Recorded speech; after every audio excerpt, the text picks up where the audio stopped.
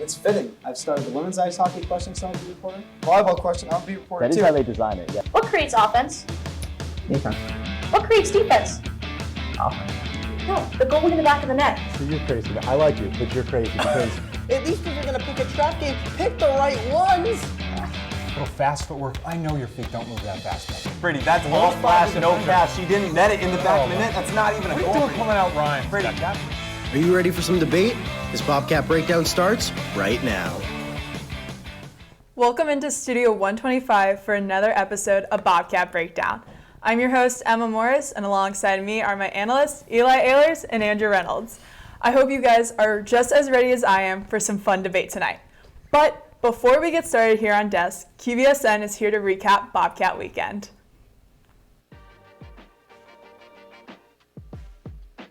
Point. Moreau is going to look to get a shot on net as he's going to take it. And they're going to get it out in front. And Ethan Wittenbach is going to be found right out in front for the tap-in. Lapata make that save kind of takes back the penalty a little bit because that is something you want to limit. And now LaMarche with the chance and she scores! Kayla LaMarche, her second goal of the game! Schwartz again at the circle. Looks across. Gets it there. Wilmer, touch pass. Gilson shot, he scores! And the Bobcats strike on the power play. It's 1-0. Back to Tessa Holk. First line on for the Bobcats. Tessa Holk with some time and space. 2-on-1. Tessa Holk to Kayla LaMarche for the hat-trick, and she scores! Kayla LaMarche giving the Bobcats a 4-3 lead. 3:30 left to go in the third period. Here with the puck. Behind the net now. Puck is up for grabs. Serbone's taking it away. Vinicek out in front, shot, scores! Over Aiden Boya's right shoulder. Vinicek is able to get the Bobcats going off of a turnover, all caused by Anton Serbone. The rebound chance, but it doesn't go. Huskies have it in the offensive zone. They're bearing down. Bobcats turn it over. Fournette to LaMarche, a breakaway for the junior, and she scores!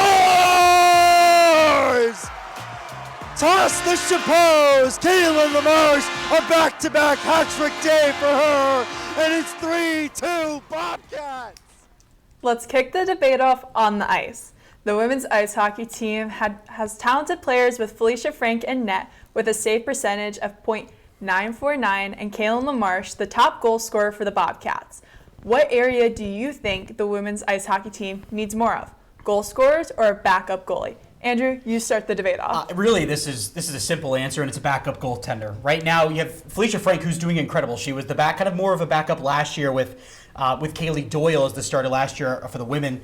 And then, Felicia Frank comes in this year and looks phenomenal, right? The Bobcats are 8-0 right now. As you mentioned, her save percentage is incredible as well. The backup goaltender right now for Felicia Frank is Hogarth, right? Callie Hogarth. She comes in as a Merrimack transfer.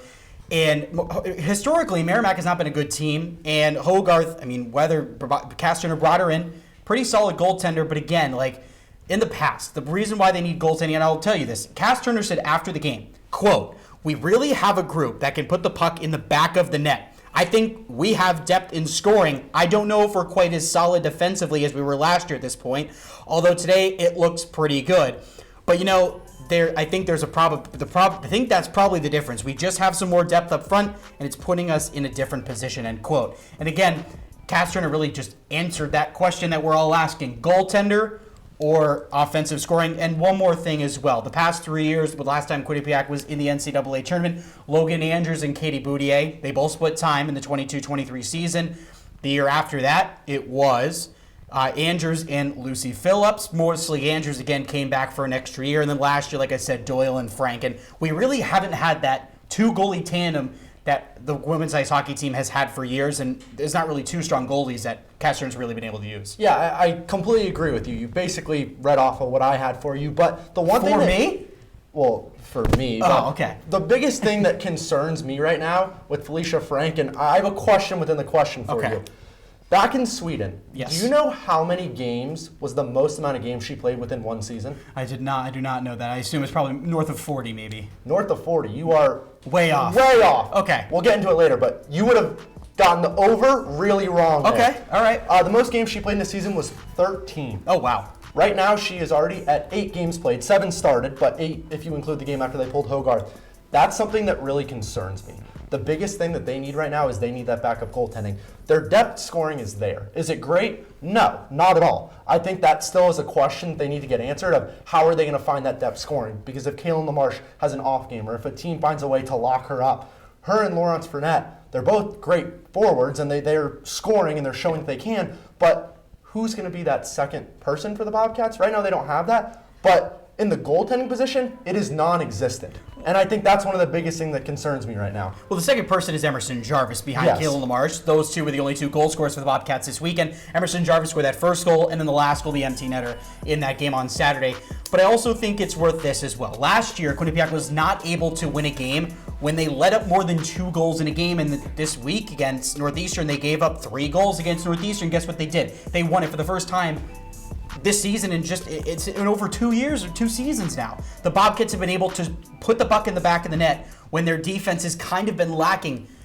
But either way, an overall really good team, and I'm really excited to see where this team goes this year. That was some great debate, guys. But let's stay on the ice. Men's hockey traveled up to Holy Cross and defeated the Crusaders 4-1. With this being game 3 out of 5 and a 9-day stretch, how important do you think this stretch is for the men's ice hockey team? Eli, take it away. Look, I think this stretch is very important for this team. I think a lot of these games are going to answer question marks within this team. Through the first 2 games against Maine, the first game, they had a really bad period, played 2 great periods. That second game, yeah, they played well. They won 4-0, but you also have to factor in Maine didn't start Alvin Boya. Thomas Friel, their captain, was scratched. You have 2 players who get ejected. You have Josh Nadeau, who has to leave mid-game because of an injury. The Bobcats showed that they can win, but they're playing a banged-up Maine team who, there's some question marks to that. They looked solid against Holy Cross. They did what they needed to do. You have 11 different point scorers. Matej Marinov made 26 saves. That's exactly what you need. But there's still a lot of question marks on this team. What's the goalie tandem going to look like? We just talked about it with women's ice hockey. You have Marinov go back to play another game against Holy Cross. What's that situation going to look like? I think this stretch is going to answer a lot of them. And I think another thing you have to look at is where is their point scoring going to continue to come from? Who's going to hit that lull? I think this stretch is going to answer a lot of those questions. So what's the answer to the question? Is it important? Is it very important? Is it not important? What is your answer to that? I'm confused. It's important. It's important. All right, great. We're in agreement on that. I actually think it's very important, right? They're 2-1-0. Sorry, there are 2-0-1 so far in this stretch. 2 wins this weekend against Maine. They win tonight against Holy Cross. And if you look at it, there's a lot of common opponents so far. Maine beat Holy Cross the weekend before they played Quinnipiac. And then this upcoming weekend, Quinnipiac, they play Merrimack and UNH. UNH and Merrimack just played. Merrimack killed UNH. But the funny thing is, UNH just beat the #1 team in the country in the first game of the year with a last-minute goal. They beat Michigan State on the road. It's nuts. So I think that these next 2 games on the road, the Quinnipiac's playing Merrimack for the first time since they saw them in the regional semifinal on the way to their championship run. And they're playing UNH for the first time since last year, where Quinnipiac won that first game by a large margin. And then they kind of choked in the second game where they let UNH kind of come back the next day and take care of business. And I think it's also really important as well for this one reason, right? If they win the 2 games, you're going to end on a high heading into the bye week with Halloween, right? Yeah. You have Halloween, they're playing no games. And then the week after they start conference play, they're playing Yale and Brown, 2 teams that have not beaten Quinnipiac in their home rink. Let's look at Yale first. The last time they beat Quinnipiac at Ingalls was in 2017-18. And then Brown was in the 13-14 season, right? They have not been able to beat the Bobcats, so it's really important. Yeah, I completely agree with you. But the one thing why it's not very important for me, you have a game coming up, middle of November, against Boston University. That's a team who right now is in the top 3. In my opinion, yes, the stretch is important. This stretch is important. I completely agree with you. But it's not very important because that game is going to be a little bit more I gotta cap you guys here. That was some great debate, but it is time for our first break of the night. But when we return, we'll be talking about hockey over-unders. Don't go anywhere. Bobcat Breakdown will be right back.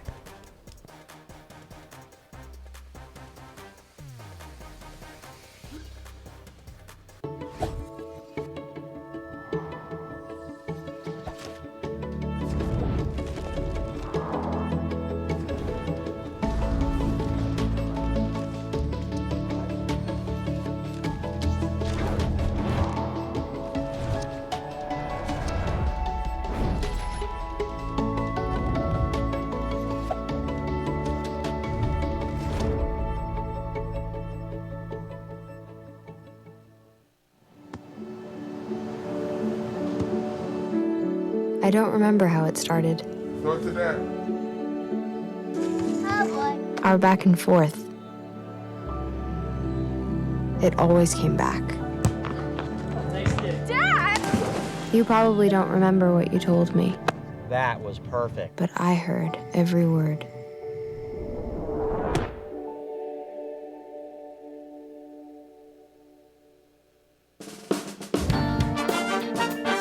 No, I'm not gambling.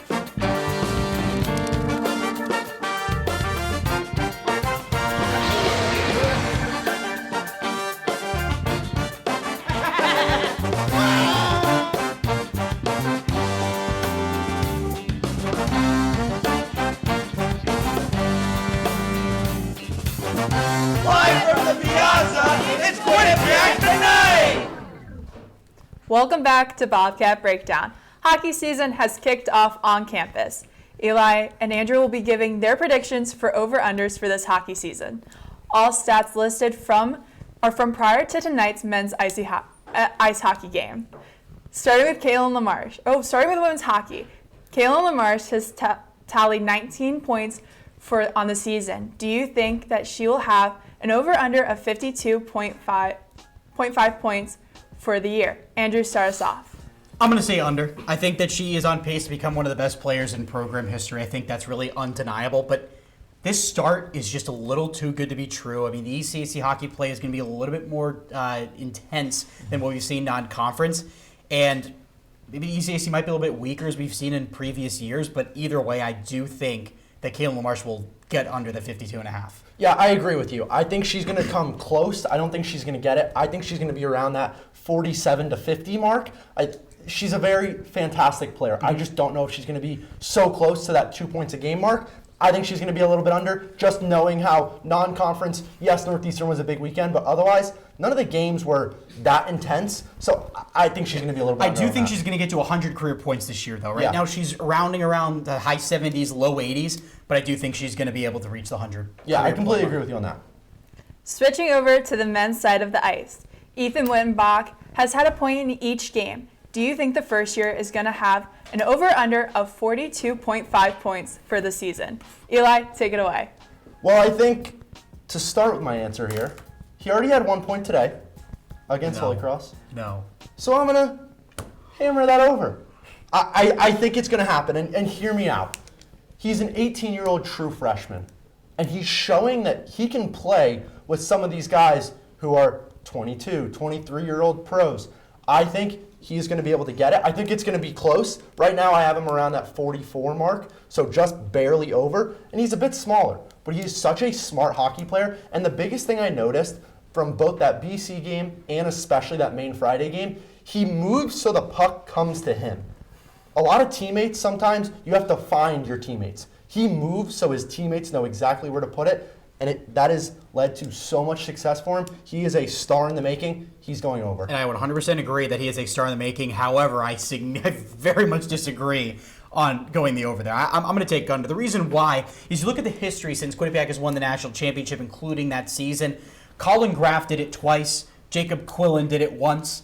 Those are the only 3 times that has been done where the Bobcats have scored, or those players have scored 42.5 or more points in a season. And I think Wittenbach has the possibility to do that. I just don't think it's this season. He still has a year. He's still a rookie, right? I think next year, if he comes back, which we hope he does. I mean, you hope he does if you're a Quinnipiac fan, right? I'm going to say that, again, he's a true freshman at 18. Next year he'll be 19. I 100% think next year he will do that. So let me ask you this. How many points does he finish with then if you think it's going to be I think it's going to be 40. I think he'll finish around the 40. I think he'll finish around the 40 mark, and I think that's a fair. I mean, he's going to get close, right? I think it's hard to argue that he's not going to be nearing that. I just don't think he's going to be over. Okay. Fair enough. We can agree to disagree. Felicia Frank has started every game but one in the net for the Bobcats so far this season. Do you think Frank will have an over-under of 35.5 starts for the Bobcats? Eli, back to you. Andrew, let me ask you a question. I know your answer. So that's great. I'm glad you think you know my answer. Let's go back to my freshman year, your sophomore year. Okay. Logan Andrews, it's her net, right? Do you know how many games she started? I don't know, but it's got to be. It's not as many because she split with. She had them net more than Lucy Phillips did, a lot more. Well, Lucy Phillips didn't touch the ice. Yes. It was Tatum Blacker. Tatum who played Blacker. in one game. Yep. Against Post. Against Post, yes. She started 36 out of the 37 games. Yeah. So with that being said, Frank's hitting the over. 100%. The biggest thing that I see as a difference is I think this team is going to go a little bit further in that ECAC play. I think they may find a way to get to Lake Placid. So I think this team, they're going to go over, and I think Frank easily gets over that. I think she's going to be around that 37-38 mark. Yeah, and I 100% agree. And I think, you talked about going deep in the ECAC, and I think that if they don't make it, it's going to be a failure of the season. The way that they've started the season off, if they don't make it to Lake Placid, it's going to be a complete letdown. And the one thing I will say, though, I don't think she should start this many games. No. I don't think she should. I don't think it's good for her. I don't think it's going to be a great thing for the team. We saw Logan Andres when she did start 36 of 37 games. The reason the team lost in the ECAC quarterfinals was because she was so tired. She made a mistake. They capitalized in overtime. The Bobcat season was over. Yeah. So that's my biggest thing there. Good debate, guys. Looking back at the men's hockey team, Matej Marinov started both games against Maine this weekend. Do you think Marinov will have an over-under of 29.5 starts in net? Andrew, take it away. I'm taking the under here. They have two great goalies in Silverstein and Matej Marinov. Last year was very split as well, and I think Marinov is the main guy. I think he's the better goaltender. He's more consistent compared to Silverstein. But I think Marinov might get a little bit. Once you keep going on, the stamina might go a little bit down. So I think that Silverstein will have to hop in a few games and get Marinov back to where he is at his full potential. But again, right now he's playing phenomenal. So I don't see a reason why they would take him out. So let me ask you this: he just plays 2 games against Maine, who's a top 10 team. Yes. Then they play him against Holy Cross on Tuesday, and you still believe he's going under off of that? I think he will. I think because Silverstein, I just think, I think that Silverstein and Marinov will be able to split time. I completely disagree with you. I think he's going over with this, and I think the reasoning here is, look at last year. Marinov played both games against Brown, looked fantastic. He was a huge part of the reason why the Bobcats won that weekend. Then they go to Placid. He plays a good game, not fantastic. They go to Allentown. They put in Silverstein. I'm not blaming Dylan Silverstein for that loss, but in my opinion, if Marinov is in net, that's a different game. I think Rand Pecknold might have learned from that. I think it's Marinov's net. I'm not saying I think it's going to be a situation where it was Yanni Peretz every single game in the national championship year, but I think it is absolutely Marinov's net. In my opinion, I have him on the 28-29 game rank here. The women's hockey team has gotten off to a hot start in non-conference play. Looking into conference play, do you think they'll have an over-under of 16.5 regular season conference wins? Andrew, let's hear what you have to say. Eli, have you ever heard of Handy Manny? Have you ever heard of Fix It Felix? You know what they do? They use the hammer and they hit the over on that. 100% they're hitting the over for that.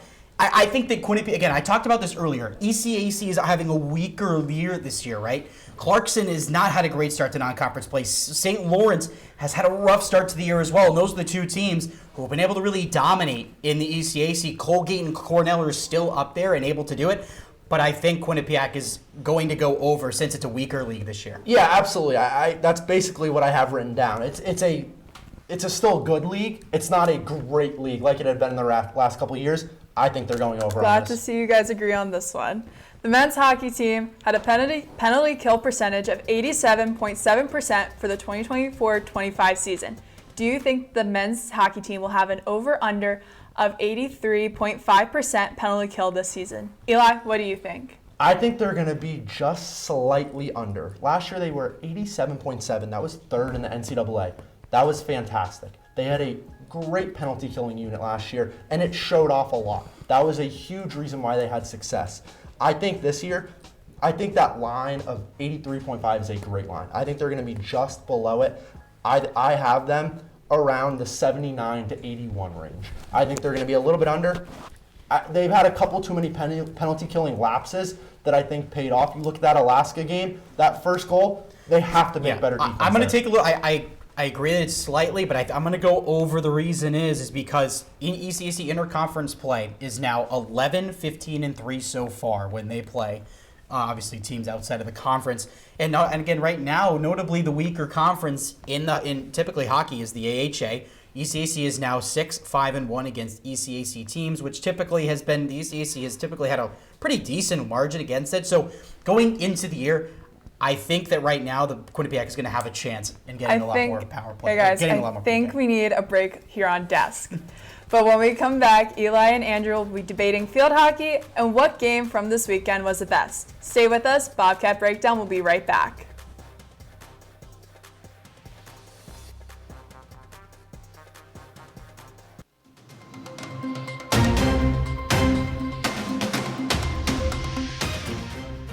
Reporting from the Grove for Q30 News.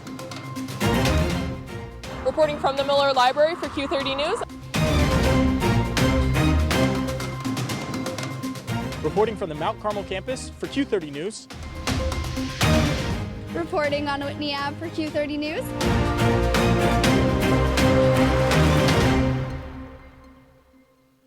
My name's Stacy, I'm 57, and I was adopted in 2020. One teen can come in and make you look at life in a whole different way. You know, he's my father, so I look up to him a lot. If I can be 10% of the man he is, I'll be a happy person for sure.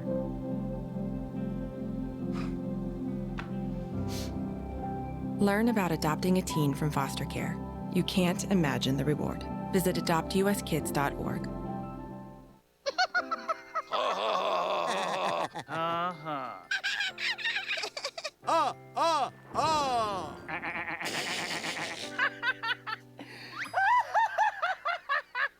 Elmer loves to giggle. Elmer's mommy taught him that laughing can help when you have a big feeling, like when you feel happy. Make sure to celebrate when you're happy and laugh it out. Love your mind. Welcome back to Bobcat Breakdown. If you are just joining us, I'm Emma Morris. Alongside me is Eli Ehlers and Andrew Reynolds. This weekend was Bobcat Weekend. Campus was full of life and full of games. There were 11 games played this weekend. It is hard to pick just one, but you have to. Which of the 11 games out of the weekend was the best to watch? Eli, take it away. Now you give me that smirk. I know you want me to pick one of the ice hockey games, but that's not the answer. The answer is the field hockey game against Villanova, and hear me out.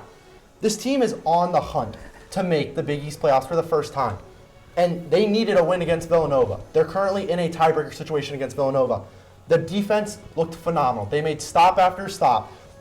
They were up 2-0. Villanova pulled their goalie with over 10 minutes left. The Bobcats held the ball for nearly 9 minutes. Defensive dominance. I know you're going to talk about, the arena was packed. But Eli, I think we just interpret the word best as different. You saying more important. I'm going to say the better game was the Quinnipiac tie against Maine. Obviously, Quinnipiac, they trail 3-0 into the first period, then they trail 4-1, then 4-2 heading into the second intermission, and they're able to crawl back in the game with 2 6-on-5 goals to tie it up and almost win the game in the final 10 seconds of overtime.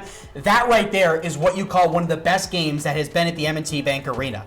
The arena was packed, and hey, I took that line just from you. You knew I was going to say it, but I wasn't going to say it, and then you told me to say it. But it genuinely was one of the best games that has been on campus in Quinnipiac. The fact they were able to battle back after being down 3 goals and tied up against number 7 Maine at the time, now 10, it was just an incredible game, and it really shows the resilience that Quinnipiac team has.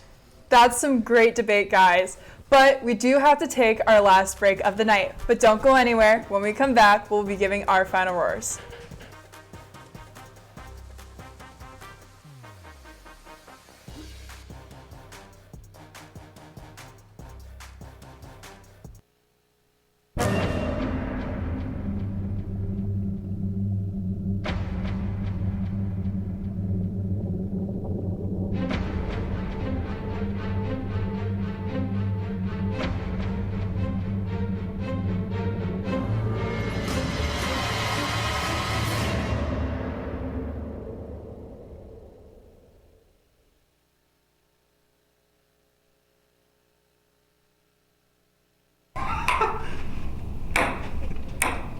Here at Sports Pause, we like to have balance between having fun and working hard.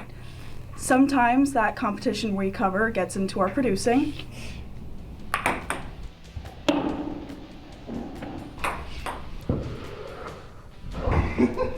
Tune in every Monday night at 9:30 at q30tv.com/watch for all the news, highlights, and more. This is Sports Pause. Everyone has a ritual. That small thing we do to keep us focused. But what do you do to keep your head in the game? To drown out the self-doubt and support your mental health.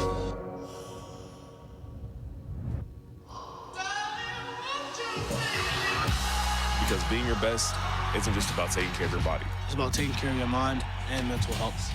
Find the resources you need to keep your mental health a priority. Love your mind. Welcome back to Bobcat Breakdown. It's time for our final roars. I'll start us off. With winter sports getting started, there are plenty of teams, players, and games to talk about. But there's one team I'd like to take the time to highlight. The Quinnipiac women's ice hockey team has gotten off to an 8-0 start.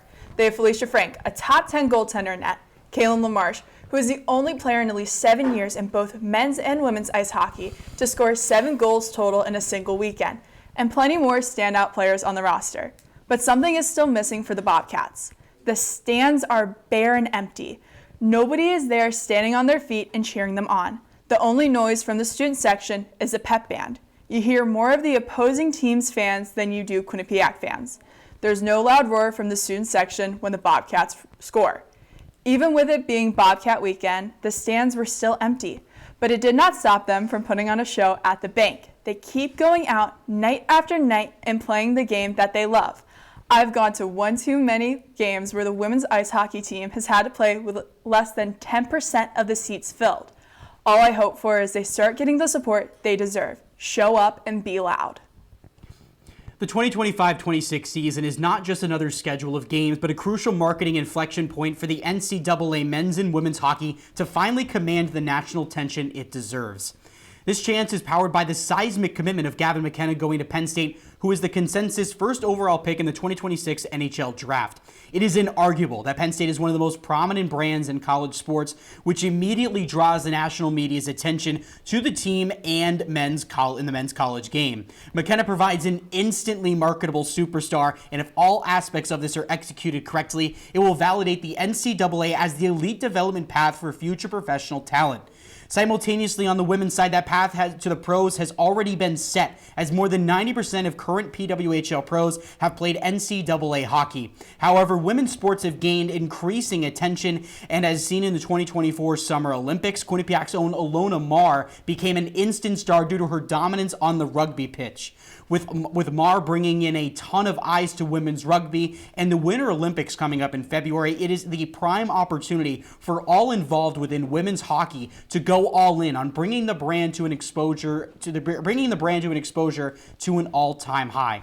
I think it is safe to say that many college hockey fans are thrilled with the state of the sport and its current growth. And I believe it is the season that I believe it is the once in a blue moon opportunity to turn college hockey into a national cornerstone, much like college football or basketball has been for the last century, and women's volleyball has become popular over the past decade. It is hockey's turn to join the top of the pyramid. 2 months into the year as sports director, the toughest challenge hasn't been the hours. It's separating friendships from work. It's not just me who sees this as a struggle. So many people in student media face this issue. The reality of it is we spend so much time together that the lines of friendship and work start to blur. I'll come back to my dorm quite late most nights and my roommates ask, why go back tomorrow? The answer is growth. I've seen so many members blossom in just the first 8 weeks, and that makes me want to return every day. It's not easy, and no one will ever be able to master it. There will never be perfect in this scenario. Take the time to get to know other members as people before you get to know them as coworkers. It will lead to far better work relationships. Don't be afraid to challenge others' opinions, but also be willing to take criticism or admit when you are wrong. Do it in a respectful and professional manner. It's okay to do that. Stay in the moment and stay true to yourself. If you continue to set clear roles, respect boundaries, and continue to let the work grow while also cherishing the friendships, it will all come together. That's all the time we have for Bobcat Breakdown this week. Thank you for tuning in to another episode, and thank you to all the producers and everyone working hard behind the scenes. Stay up to date on Quinnipiac Sports and make sure to follow us on Instagram and X at Q30 Sports, and check out our website at q30tv.com. For Eli Ehlers and Andrew Reynolds, I'm Emma Morris. Have a great night, Bobcats.